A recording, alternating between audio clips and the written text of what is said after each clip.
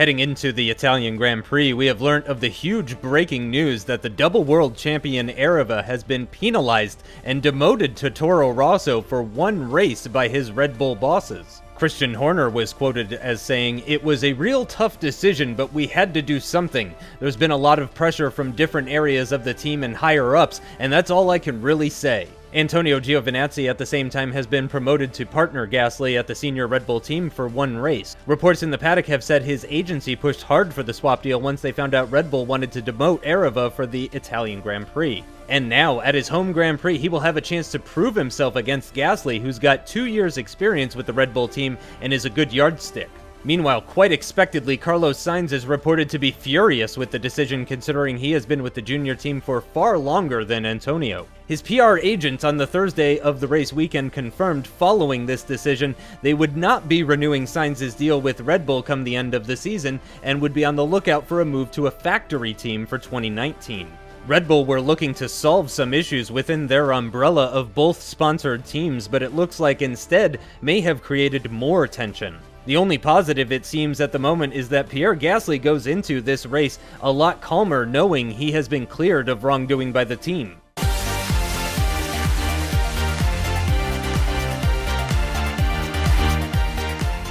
From the Temple of Speed, it's another pole for Van Dorn and another Ferrari alongside him, only this time it won't be the German, as Daniel Ricciardo gets P2 in what was a hard-fought battle with Verstappen, who was only a thousandth slower, although both of them were nearly 3/10 off the time set by Stoffel.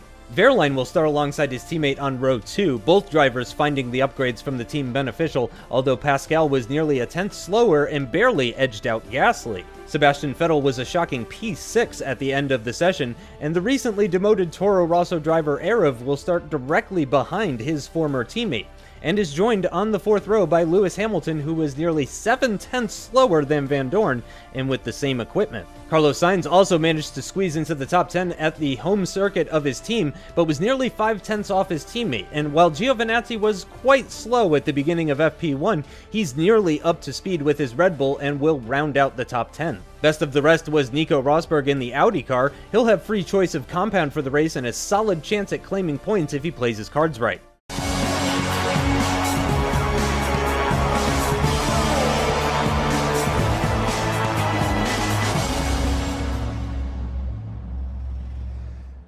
What's going on, guys? Aarava here, and welcome back to my F1 MyDriver Career Mode, episode number 12 today for the Italian Grand Prix. You've seen all the news ahead of this race weekend. Pretty damn crazy episode coming up, guys, and thank you very much for the support on the last episode. Really crazy to see that you guys are still enjoying this after 12 episodes, and we've only got 4 left, including this one. Quite crazy, I'm saying that. We've really gone through this season quite quickly, actually, over that Christmas break, but now we're slowing things down. If you didn't know, we're uploading this every single week on Friday at 7 PM GMT time, so that's the upload schedule for that. But anyway, guys, let's get into this. Let's show you the starting grid. I'm going to hand it over to Justin.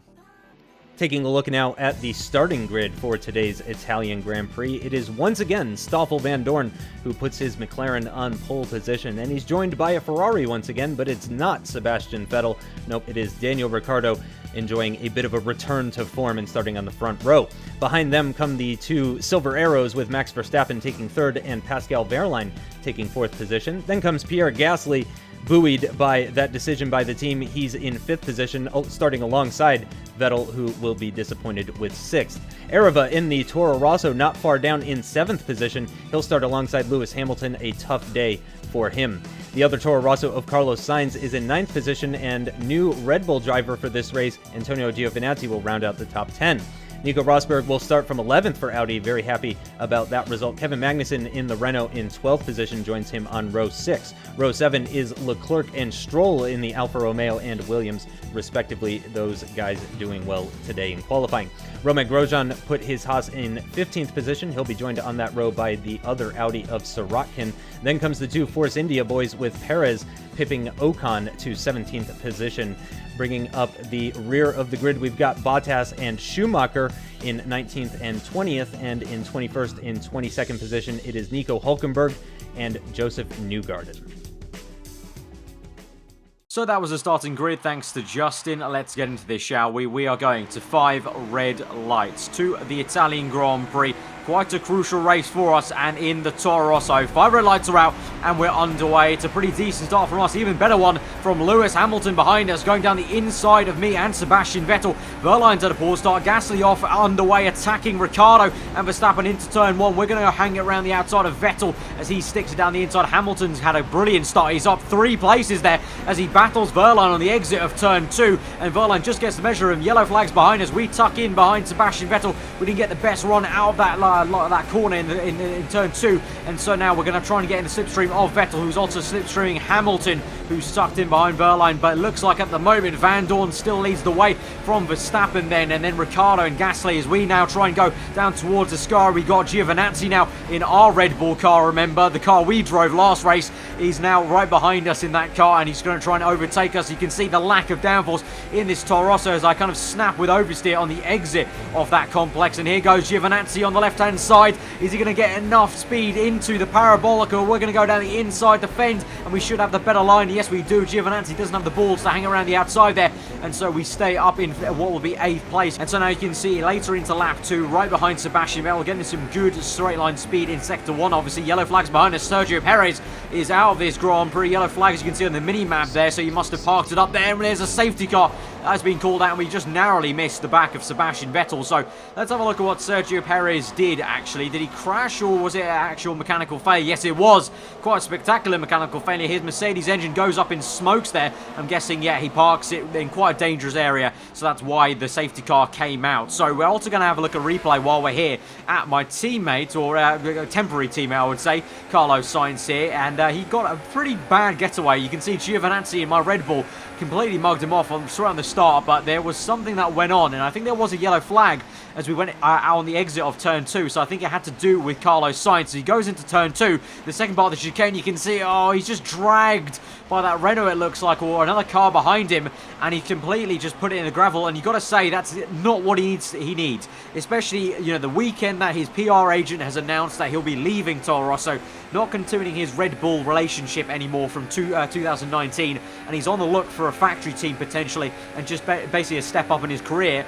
That's not what he wants to be doing at a very crucial race weekend where he's meant to be starting to show that he's proven and worthy of a kind of race leadership sort of seat in another team. We move on to the end of lap 2, and you can see actually my engineer was asking me for a change of strategy, and I've agreed with him, and so we're going to pit under the safety car, effectively get a free pit stop there. Vettel continues on, my teammate continues on. I think obviously he's some way behind us, so he might be coming in still. You can see up ahead it looks like Hamilton's also joined us, so me and Hamilton making a bit of a kind of throw the dice basically to see if this will work. Looks like Ricciardo's also done that throw the dice, so looks like maybe not such a gamble. You would think that it's kind of logical, because the super softs at Italy only actually go 4 laps, so we would have only been going for at least 1 or 2 more laps after the safety car restart. So I think it's worth it to come onto the medium tyres. We're going to go really long now, and I can't think like I'm in a Red Bull and go into the soft tyres and expect to have the pace to come back at people. I need to go into the mediums here, and basically what I'm going to try and do is play a bit of a long game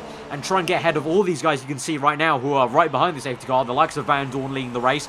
You can see behind him, I think that's the Mercedes of Max Verstappen, and then you've got the likes of Pierre Gasly in 3rd place, and then obviously Vettel, who's yet to pit, but I believe he's going to be pitting as well on this next lap. So we're going to try and basically overcut all of these guys essentially when they come in for whatever tyre they're going to go on, soft tyres, medium tyres, whatever it'll be. We'll have track position, and then we can try and see what we can do strategically and see where we go from there. But for now, that's my plan of action as we go on to safety car restart. Thankfully, I did not go to the right hand side of that Renault, otherwise it would have been smashed into the wall. But the Renault comes into the pit straight away. You can see behind me Carlos Sainz and Sebastian Vettel battling away. So Vettel has made his pit stop, and he's come out behind both of us Toro Rosso. So you can see how much Vettel lost out, but only coming in a lap later under the safety car. So you can just see the free pit stop theory really does work an absolute treat. And so now on to the beginning of lap 6 into sector 1. You can see a lot of cars obviously bunched up together on the restart. Hamilton getting squeezed out a little bit by Sirotkin there in the Audi, who's also found himself parked behind the Williams of Bottas, and Ricciardo,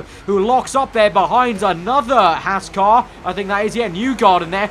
parking the car on the apex, blocks off Ricciardo, so we get 2 places there in the span of 1 straight. Overtook Hamilton and Sirotkin, and now we find ourselves in a bit of a sandwich here. You can see such a big train on the minimap up ahead, and also this train that I'm involved in. And you can see Ricciardo should have some good slipstream. We should have, theoretically, some great speed against these guys. Look how close Ricciardo got to smashing the back of Bottas. We're going to move to the left-hand side of the track. We're going to try and overtake all 3 of these cars into Ascari. We go down the inside. We've made it stick. What a lovely move, if I do say so myself, to get 3 cars in one little section of the track. That is what we need in this Toro Rosso. We are fighting for all the points we can, because I just honestly don't know how this Toro Rosso is meant to stack up. I mean, we did the job in qualifying, but that's because, you know, Monza, obviously, straight line speed, low fuel, this car should be good, but on race fuel, I just don't know. I've never driven this car, so we really just need to take the chances when we can. And obviously, as I said earlier on in this episode, that my plan is to basically go very, very long on these medium tyres, so that means we need to basically effectively have clean air to make that plan work. So it's all good having pace to catch cars, but we need to actually pass them very, very quickly. Catching cars and passing them are 2 different things, and you can see here now we're catching and we're passing Romain Grosjean very easily there. No DRS needed, just pure slipstream there. The really slippery Toro Rosso setup is working a real treat there, and that's something I'm not used to in the Red Bull racing car. So we got past Grosjean very easily. You can see a whole gaggle of cars comes to the pit lane, so that means we're up into 4th place, so this is exactly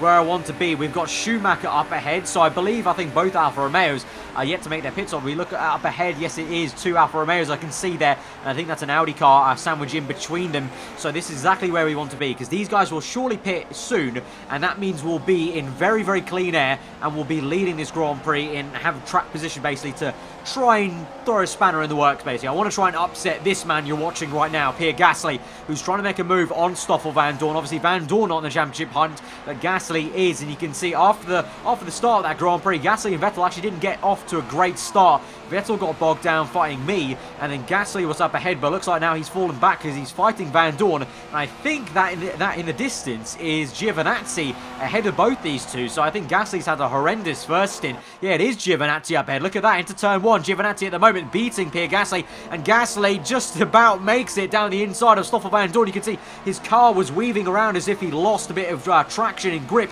in the braking zone. You can see they still go side by side. Gasly just about squeezes Vandoorne out, but Vandoorne, a former rival, doing me a favour at the moment, because obviously if you did miss the last episode, my 2 main championship rivals are Pierre Gasly and Sebastian Vettel. Vettel at the moment struggling at the back after that very poor call under the safety car to go on to medium tyres a bit too late, and then obviously there you can see Gasly being held up by Vandoorne in a bit of a battle, so that'll help me out. But anyway, we're going to move back to us. You can see Schumacher making a move down the inside of Leclerc, as you can see momentarily for a split second. I think that was Sirotkin leading the Italian Grand Prix for just a second there. You can see we go through the Ascari complex, we get a good run. We actually went to the lean mix at the very beginning of that complex because I was a little bit hesitant to stick my nose in here, but you can see now we clearly are, and we're going down the inside, round the outside of Schumacher there. They've touched, they made contact. Oh, the Audi's round. The Audi's made contact with us, actually. You can see there our car wiggled about in the middle of the parabolica. We just about caught that car, and that second Alfa Romeo of Leclerc dives in the pits. Schumacher now leads the way in the Italian Grand Prix. We're 2nd place, and that Audi is out of the Grand Prix, unfortunately. Sirotkin, such a shame for him. He was leading for literally a split second, and then the Schumacher decided to take him out down the inside of the parabolic. Actually quite easy to do. I think it looked like Sirotkin tried to make a diving move down the inside of this very, tight, pinching corner on the apex, and Schumacher had the line, obviously, so he just went to take the normal racing line and pinched him out there. Very, very easy to do. But anyway, we move on to lap 12. You can see now Schumacher just came in, so this is exactly where I thought and hoped we'd be. In 1st place, clean track position. Now we just do our race on the medium tyres, go as long as I can on these medium tyres, because if we can go a long way, this will really help us out, because we could potentially maybe even go to the super softs right at the end, potentially, you never know, and have a lot of pace there. But you can see we moved on to lap 16, so quite a few laps later, still doing a job, still in 1st place at the moment. You can see at the moment Bottas in 2nd place, Stroll in 3rd, so the 2 Williams cars quite up there, but I think they're out of sync a little bit at the moment, yet to make a pit stop. But we're just going about our business. We're not actually setting very blistering lap times, but we're just doing the best we can on these tyres. And actually a virtual safety car has just been called out for some reason, so obviously we have to stick to our delta time, but this actually comes at the perfect time, because I'm going to come into the pits now, go onto the soft tyres, so we're not going to go super soft, so we're sort of forced to go to soft tyres, but we've only got 11 laps left in this Grand Prix, not including the one we're on. So if we are making the pit stop under the virtual safety car, so it's not the same as a safety car, but it's still going to be effectively almost like a free pit stop, because everyone around us, obviously, as you understand how the virtual safety car works, is going at the same delta. You can see only now is the virtual safety car ending, and so only now are all those guys on the mini-maps going back to racing speed. So I made basically another free pit stop there. So really, if you think about it, technically, I've not made an actual normal pit stop yet in this Grand Prix. But anyway, this is what happened to Charles Leclerc, and this is why the virtual safety car was called out. Unfortunately there for him, spun around with fighting cars ahead of him. Not actually his fault, but that's quite unfortunate for him, but that helped us out. So thank you very much, inadvertently, Charles Leclerc, for that. And you can see now, onto lap 17 on that brand spanking new of soft tyres. Now we just go 10 laps to the end of this Grand Prix, and honestly just see what we can do. I mean, at the moment it's looking like quite a miraculous drive, and I'm basically just trying to see how fast the guys behind me are and how fast they do to catch me up. You can see as we move later on to the Grand Prix, the very next lap, later on, not with us, somewhere else on circuit, you can see Van Dorn at the moment leading the way from Giovinazzi, then Gasly, then Lewis Hamilton charging them both down. But still, Giovinazzi, the lead Red Bull car at the moment in the Italian Grand Prix, so showing up Gasly at the moment in the same piece of machinery. He's done it time and time again before in the Toro Rosso car to not only Gasly but to me as well, but now he's doing it in the same exact machinery there of the Red Bull. And now it looks like he's going to make a pop on Stoffel Van Dorn, so I believe this might be for the effective race lead potentially, because I think these guys are all right behind me in terms of position. I'm not too sure whether... Oh, Gasly makes contact! Gasly's made contact with Van Dorn. He's taken Van Dorn out. Gasly, oh my god, he's been involved in 2 incidents in 2 races. I'm not being biased here, but it's a little bit fishy that it's him all the time cropping up in these incidents, huh, Red Bull, huh?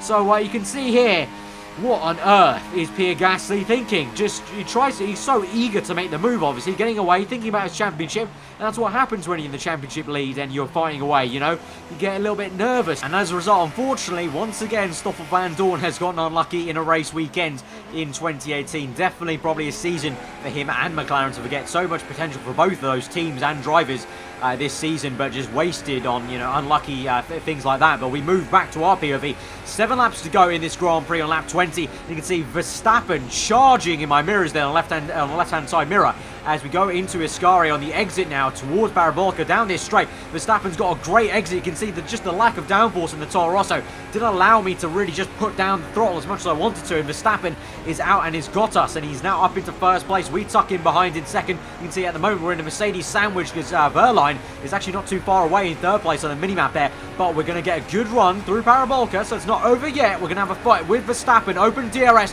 and this should be a pretty easy move with DRS on the Mercedes car, even though it has had an engine upgrade. As you can see, Verstappen didn't need DRS before Parabolica to overtake me, just showing that compared to where they were round 1, if you remember, all the way back to Bahrain, Mercedes have come a really long way, still showing they have that pedigree from when they won the championship back in 2014. Seems such a long time ago, but they're slowly coming back in this season in terms of competitiveness. And once again, Verstappen will try and make a charge again. He's in my left-hand side mirror, but this time we got a pretty decent exit off that complex before, and into Ascari we still lead the way. And on the exit this time we run a little bit wide, but we get a much better exit off that corner, and it means that Verstappen just doesn't have the same run on us than he did the last lap. You can see he's still in the mirrors there, so we actually keep ahead in first place. We head into Parabolica, but I think Mercedes might be making another pit stop, because I've been told that some people are readying up for the pits. And there you go, Max Verstappen into the pits there, so he'll probably be definitely scrapping on the set of super soft tyres. So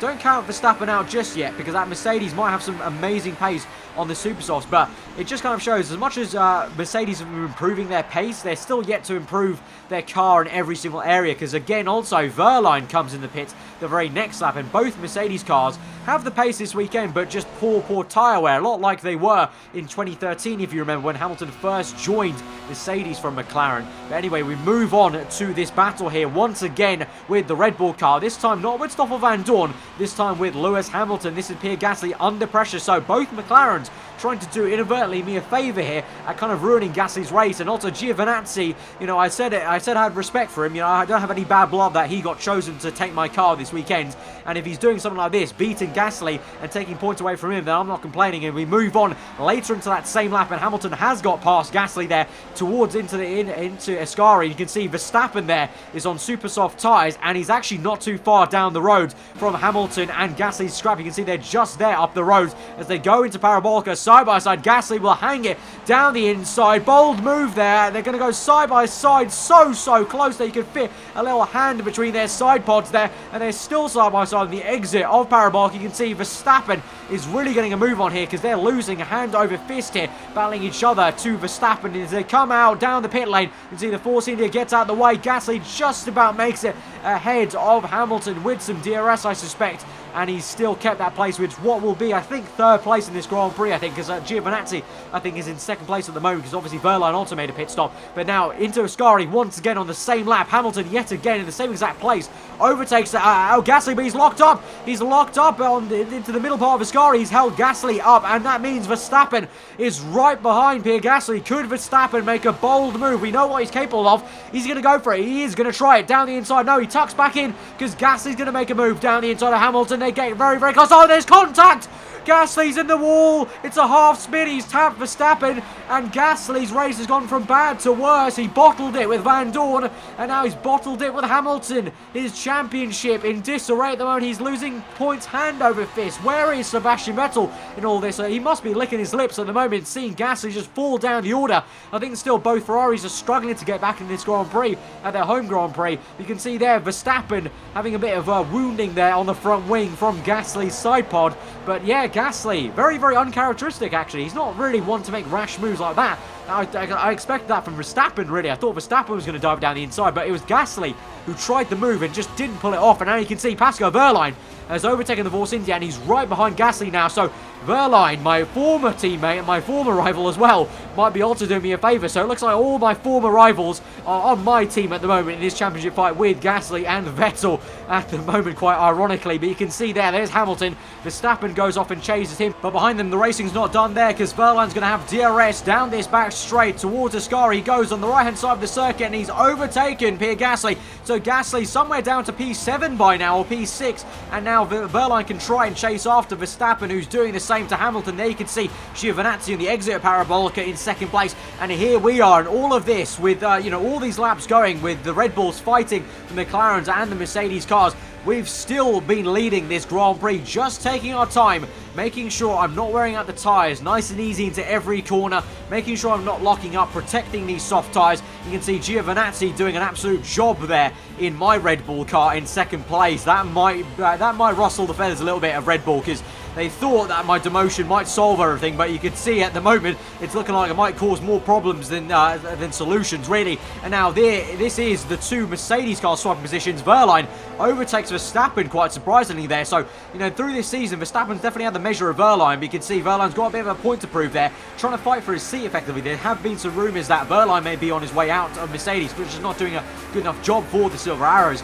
But he overtook Verstappen there for what will be, I think, fourth place at the moment, and I think he's going to be trying to chase down Hamilton. But enough about all of them, because I can't believe I'm saying this. Into the final corner of the final lap in a Toro Rosso in my demotion race for a penalty for the contact with Gasly last race. I'm going to come through, weave around to gloat. We're going to come through for the win of the Italian Grand Prix. What an absolute victory that has been, and what a race that has been for us. Absolute strategy masterclass there. I did not have the pace for this race win, as you're about to see at the race results, but the strategy was absolutely on point. But enough of that. At the last lap, at the death of it, you can see Wehrlein go down the inside. Lewis Hamilton makes the move in the final corner of the final lap. As we cross the line in first place, Wehrlein is going to come home in third place. So what a drive for the German there in the Silver Arrow to get third place. Giovinazzi second. So the two two swappers, the two people who swapped cars this Grand Prix, were the two that performed the best. So I guess you could say both of us had a bit of a kick up the arse. Giovinazzi wanted to prove his future, and I had to kind of basically fight for my life to try and get as many points as I could over Gasly and Vettel, and I didn't think I could honestly do it. I thought I'd maybe get one of them, but not both of them in such spectacular fashion. And you can see clearly in the race results, look at that fastest lap comparison there. I had no pace compared to these guys. I've actually got to really put it hands down. I can't say this was just my driving. This is honestly just the two pit stops I made. Effectively, I mentioned before, I technically didn't make a normal pit stop. I basically did a zero stop race in technicality, because I made a pit stop stop under the safety car and a pit stop under virtual safety car. Both times, basically getting a free pit stop because everyone else was neutralized in the race. So that is really the rub of the green there. And I guess you could say Toro Rosso, obviously this is their third win now, me being the third one. All three of their drivers now have won a Grand Prix. Sainz won, Giovinazzi won, and now I've won the Grand Prix for Toro Rosso. And at the moment, Toro Rosso are now 3-2 for race wins over Red Bull. But you've got to say, in all instances, the Toro Rosso wins have been somewhat lucky. I mean, you can't say Sainz and Giovinazzi did it on pure pace, because Sainz obviously had that win when everyone else had really bad tyre wear. He started on a harder compound in the race. And then in Hungary, I would have for sure, I still think personally, I think I would have wiped the floor with him at Hungary and got him there if it weren't for my engine failure. So both times Toro Rossos get lucky there, and for a third time here, I've got to put my hands up and say that was a lot of luck. I don't think I honestly would have got that without the two virtual safety car periods. But, you know, these things happen in racing, and you've got to take it when you can. And I think that's something I've been missing this season so far. Just a tiny bit of the rub of the green there, but wow, what a race. Demoted to Toro Rosso, winning a Grand Prix, and now I return to Red Bull next race weekend. It's going to be a bit fractious. Red Bull thought this demotion would solve things in our team, in our little family, but honestly I think it's fractured more than it's solved. Sainz has now officially said he wants to leave the Toro Rosso Red Bull family, and he's going to do so at the end of this season. Giovinazzi, what's of him? And also, just the way they've treated me at Red Bull. Do I honestly want to stick around at Red Bull if they are favouring Gasly so obviously, and I'm still beating him in what is a quote-unquote inferior car or sister team car, although that could be argued that the Toro Rosso generally has been the fastest car this season. But anyway, and that's enough post-analysis and prodding from me. Here is the championship. You can see I've swung right back in there, level with Sebastian Vettel as he scores no points. Vettel, another very characteristically unlucky Grand Prix. Both Ferraris, really just disastrous Grand Prix at their home Grand Prix. In front of the Tifosi fans, at least the Tifosi can cheer about something. An Italian car, Toro Rosso, winning the Grand Prix, but Ferrari, such a poor result for them. But Gasly still leads the way in this championship, though. So it looks like it's, once again, I'm right back in the fight, and it's still a three-way horse fight between Gasly, myself, and Sebastian Vettel. And you could potentially say if Ricciardo actually pulled his act together, he could still probably be in it. But it's looking like 2 Red Bulls and 1 Ferrari there for the championship. In the constructors, we re-overtake Ferrari there in terms of the championship. I say we, Giovinazzi and Gasly this weekend did that job today to try and re-overtake Ferrari. But I did my part to help Toro Rosso out. I, had to do my best for the team and, take it for what team I'm racing for. And I was racing for Toro Rosso, so I did the best I could, and I won the race for them, and that means we stay ahead with Toro Rosso. They're also ahead of Mercedes car. But yeah, guys, if you have enjoyed that absolutely crazy result and race, smash that like button. Let's try and get over 2,000 likes, guys. That'd be absolutely awesome for such a just crazy race, getting demoted and then winning a Grand Prix. Let me know what you thought in the comments below. If you're new around here, then do subscribe for weekly Formula 1 content. Next episode, next Friday, I'll be returning to the Red Bull Racing team alongside Gasly, and we will see who is going to wrap up this championship with only 3 races to go in this season. It's going to be a very tight one, but I'll see you guys then. Hope you enjoy the rest of your day. Goodbye.